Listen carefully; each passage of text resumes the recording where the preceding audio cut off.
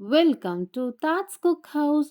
இன்னைக்கு வீடியோவில் எல்லாருக்குமே ரொம்ப ரொம்ப ஃபேவரட்டான சமோசா ரெசிபி தாங்க பார்க்க போகிறோம். அதுவும் பொட்டேட்டோவும் பச்சை பட்டாணியும் சேர்த்துன சூப்பரான உருளைக்கிழங்கு சமோசா.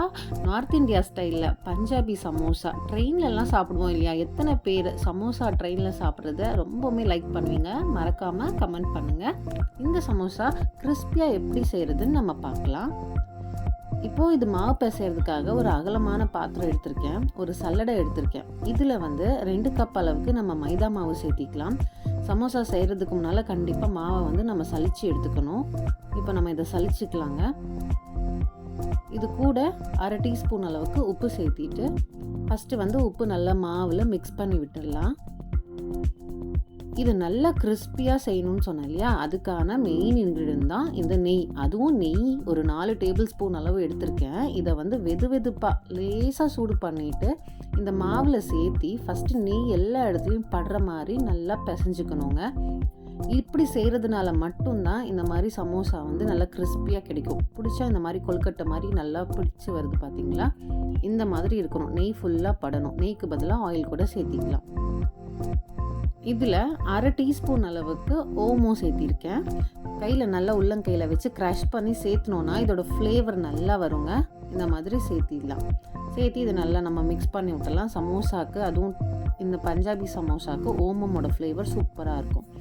இப்போ தண்ணி கொஞ்சம் கொஞ்சமாக சேர்த்தணும். தெளித்து தான் நம்ம பிசையணும். நான் பிசைகிறத அதிகமாக பாருங்கள், உங்களுக்கு ஃபாஸ்ட் பண்ணாமல் நான் காமிச்சிருக்கேன். லேசாக தெளிச்சுக்கோங்க. இதுக்கப்புறம் நல்லா பிசைஞ்சுக்கோங்க. அதாவது நீட் பண்ணக்கூடாது, அதிகமாக நீட் பண்ணக்கூடாது. நம்ம இந்த மாவு ஒன்று சேர்ற வரைக்கும் மட்டும்தான் தண்ணி தெளிக்கணும். அதுக்கப்புறம் உருட்டி எடுக்கணும். ஏன்னா நம்மளுக்கு அந்த கிறிஸ்பியான அவுட்டர் லேயர் கிடைக்கணும்னா இது எல்லாம் தான் நம்ம ஃபாலோ பண்ணணும். ஸோ நல்லா பிசையாமல் இந்த மாதிரி உருட்டிட்டு ஒரு ஈரத்துணியால் ஒரு 30 நிமிஷத்துக்கு இதை நம்ம மூடி வச்சிடலாம். இப்போ நம்ம ஃபில்லிங் ரெடி பண்ணிக்கலாம். இதுக்காக 3 பெரிய சைஸில் உருளைக்கிழங்கு எடுத்திருக்கேன். இதை வேக வச்சு எடுத்திருக்கேங்க. மாய்ஸ்சர் கண்டென்ட் அதிகமாக இருக்கக்கூடாது ஃபில்லிங்கில். இதை மசிச்சுக்கலாம், ரஃப்பாக மசிச்சுக்கலாம். இப்போது ஒரு பேனை சூடு பண்ணிவிட்டு இதில் 2 டேபிள் ஸ்பூன் அளவுக்கு எண்ணெய் சேர்த்திக்கலாம். அளவாக எண்ணெய் சேர்த்துனோன்னா போதும். இது தாளிக்கிறதுக்காக 1/2 டீஸ்பூன் சீரகம், 1/2 டீஸ்பூன் மல்லி விதை இருக்கு இல்லைங்களா? இதை க்ரஷ் பண்ணி நுணுக்கி எடுத்துக்கலாம். இதுதான் நல்லா ஃப்ளேவர்ஃபுல்லாக இருக்கும். 2 பச்சை மிளகாயை இந்த மாதிரி கட் பண்ணி எடுத்திருக்கேன். 1 டீஸ்பூன் அளவுக்கு நல்லா கிரேட் பண்ண இஞ்சி துருவி எடுத்திருக்கேங்க. இது எல்லாமே சூடான எண்ணெயில் சேர்த்து நம்ம லேசாக வறுத்து விட்டுக்கலாம். வதக்கும் போது நல்ல வாசனையாக வருங்க. சீரகம், மல்லி, இஞ்சி, பச்சை மிளகாய் பயங்கர ஃப்ளேவராக இருக்கும். இந்த அளவுக்கு நம்ம வதக்கணுன்னா போதும். இதுக்கப்புறமா இங்கே பார்த்தீங்கன்னா ஃப்ரெஷ்ஷான பச்சை பட்டாணி இருக்கு இல்லைங்களா? அது 1/2 கப் அளவுக்கு வேக வச்சு தண்ணி கொஞ்சம் கூட இல்லாமல் வடித்து எடுத்திருக்கேங்க. இப்போ பட்டாணி நல்லா சீசனில் இருக்குது. ஸோ நம்ம இதை ட்ரை பண்ணுறதுக்கான கரெக்டான டைம்.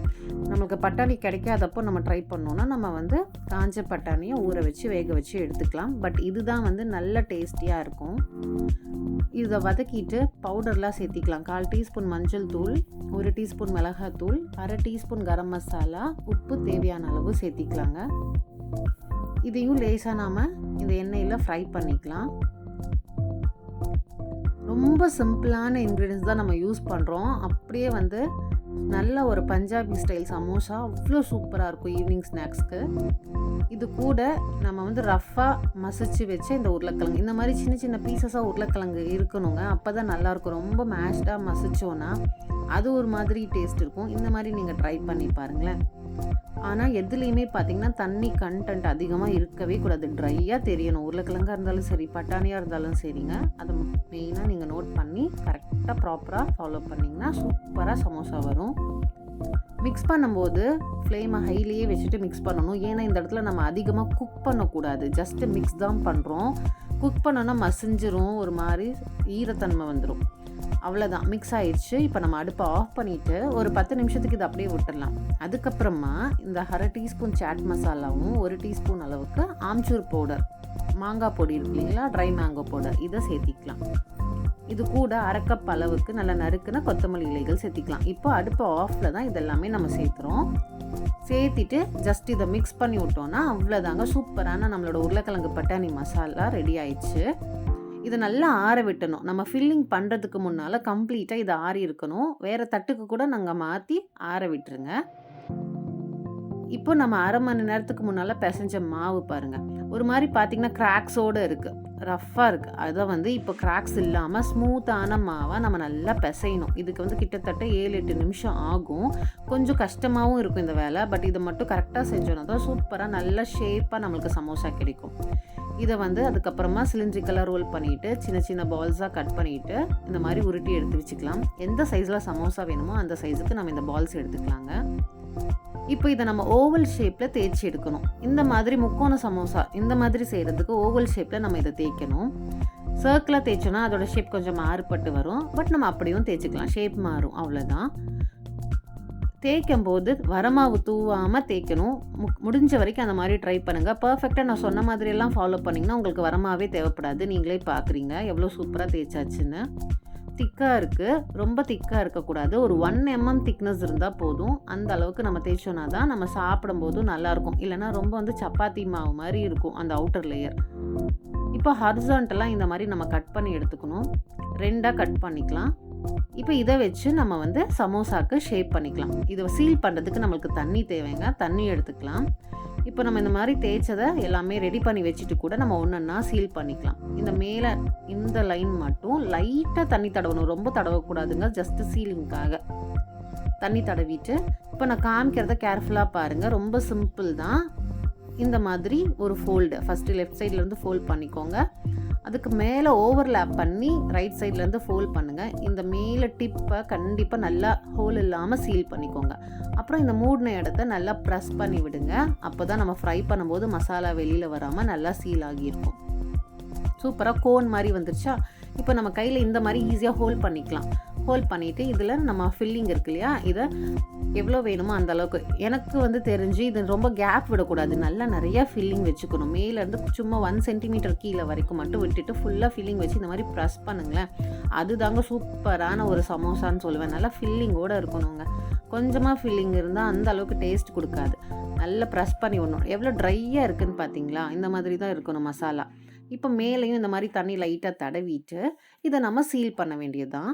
நல்லா இழுத்து நம்ம சீல் பண்ணலாம். மைதா மாவு தான் இல்லையா? ஸோ நம்ம இழுக்கும் போது நல்லாவே ஃப்ளெக்சிபிளாக ஸ்ட்ரெச் ஆகும். இந்த மாதிரி சீல் பண்ணி டைட்டாக பேக் பண்ணிடணும். சூப்பராக இருக்குது பாருங்கள் இந்த ஷேப்பு. நம்ம பர்ஃபெக்டாக எல்லாமே பண்ணோன்னா இப்படி நிறுத்தினோன்னா இப்படி சமோசா நிற்கும். அது வந்து ரப்பரியாக இல்லாமல் கீழே விழுகாமல் இந்த மாதிரி நிற்கும். இப்படி தான் இருக்கணும். எல்லாமே ரெடி ஆயிடுச்சுங்க. இப்போ நம்ம ஃப்ரை பண்ண ஸ்டார்ட் பண்ணிடலாம். ஃப்ரை பண்ணுறதுக்காக கடாயில் ஆயில் சூடு பண்ண வச்சுருக்கேன்.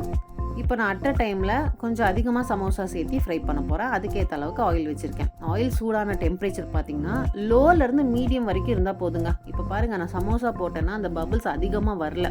இல்லைனா ஹை ஃப்ளேமில் இருந்தால் அப்படி நிறைய பபிள்ஸ் வரும் இல்லைங்களா? இந்த மாதிரி ஸ்லோவாக தான் பபிள்ஸ் வரணும். இந்த மாதிரி இருக்கணும். இதில் இந்த சைஸில் சமோசா வந்து ஒரு 4 சேர்த்து ஃப்ரை பண்ணலாம். ஸோ நான் இந்த அளவுக்கு மட்டும் போடுறேன். ஓவர் க்ரௌட் பண்ணக்கூடாது.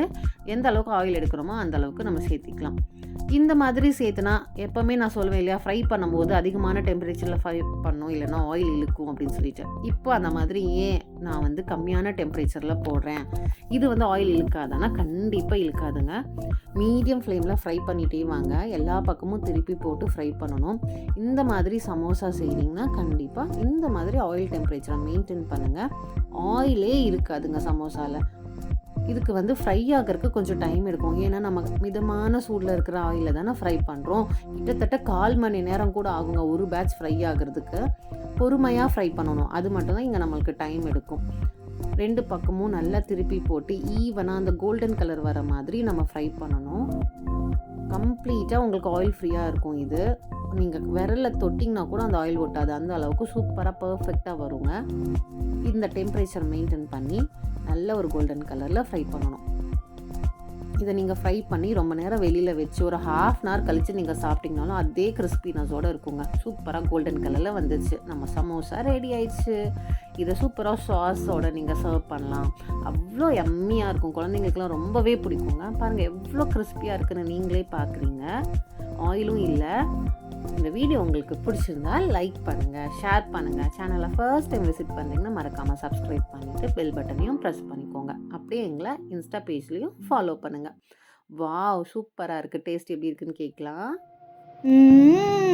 மஸ்து மஸா. சூப்பராக இருக்குங்களாம்மா. ரொம்ப கிறிஸ்பியாக நல்ல ஃபில்லிங்கோட யம்மியாக இருக்குங்க. ஒரு வெஜ் சமோசா நார்த் இந்தியன் ஸ்டைலில் கண்டிப்பாக நீங்கள் மறக்காமல் ட்ரை பண்ணி பாருங்கள். இன்னும் நிறைய ரெசிபிஸ் டிஸ்கிரிப்ஷன் பாக்ஸில் தரேன், அதையும் செக் பண்ணி பாருங்கள். தேங்க்ஸ் ஃபார் வாட்சிங்.